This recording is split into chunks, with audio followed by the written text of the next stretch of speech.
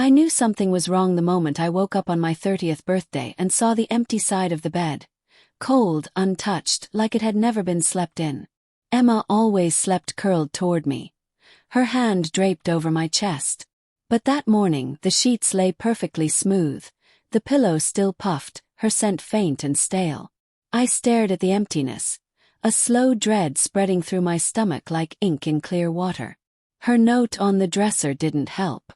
Morning love, went to the gym early with Matt. Didn't want to wake you. Dinner tonight. I promise it'll be special. I read it 3 times. With Matt. On my birthday. The words hit like a half-hearted apology for something much bigger. Matt, the workout buddy. The guy she mentioned casually every now and then. Too casually. How he pushed her to lift heavier, how he corrected her form, how he made her feel strong again. First I didn't care. People have friends. Even attractive ones. But then came the whispered phone calls in the hallway. The late evening stretch sessions. The sudden need for privacy. The way her body tensed.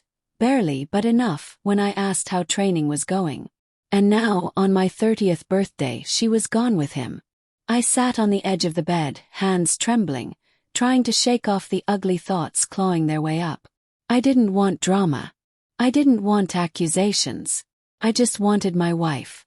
But suspicion has a way of poisoning even the most ordinary moments. By noon, she still hadn't texted. By 1, she hadn't answered my call. By 4, she sent a vague message. Still with Matt. Long session turned into lunch. Sorry babe, we'll make tonight amazing. Red heart. I stared at the heart emoji, wondering when it had stopped feeling real. Something inside me pushed past the fear. Curiosity. Self-respect. Maybe desperation. Whatever it was, it made me open my laptop and track her phone location using the Find My feature we both had enabled for safety. When the map loaded, I felt my throat tighten. She wasn't at the gym. She wasn't anywhere near it.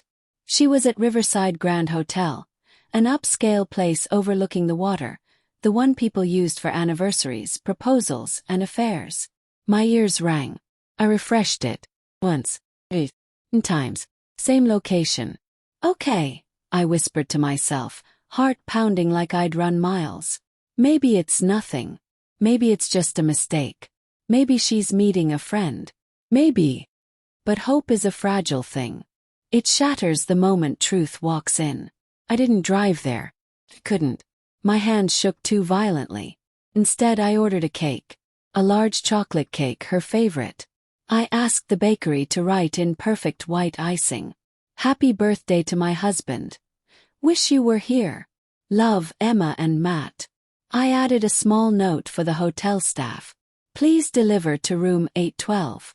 It's a surprise. When I hung up, I felt sick. Dirty. But I needed to know.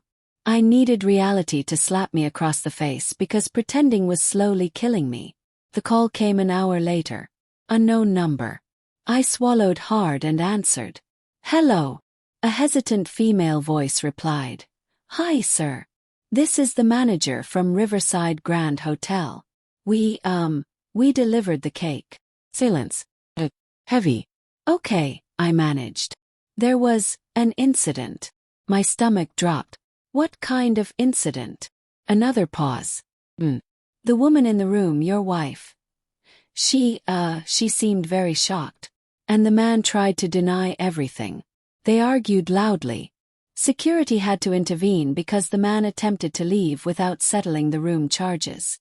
I closed my eyes, steadying my breathing. So they were both there, I whispered. Yes, sir. I thanked her and ended the call. For a long time, I sat in the quiet apartment, staring at the wall as the truth dug its claws into me. She was cheating. On my birthday. In a hotel. With him. All those days I'd been giving her space, trusting her, loving her. She had filled those spaces with someone else. Emma came home around 7. I heard the key in the lock and forced myself not to collapse inward. She walked in, hair neatly tied, gym bag slung over her shoulder, eyes wide and trembling as soon as she saw me. Daniel, she breathed, voice breaking. Please let me explain. My voice came out colder than I expected. Explain the hotel. Or the cake. She winced, an involuntary flinch that confirmed everything. You weren't supposed to find out like that, she whispered. I tasted bitterness at the back of my throat. So there was something to find out. Her lips trembled. It was a mistake. I swear it wasn't supposed to. Stop. The word hung in the air, sharp as broken glass.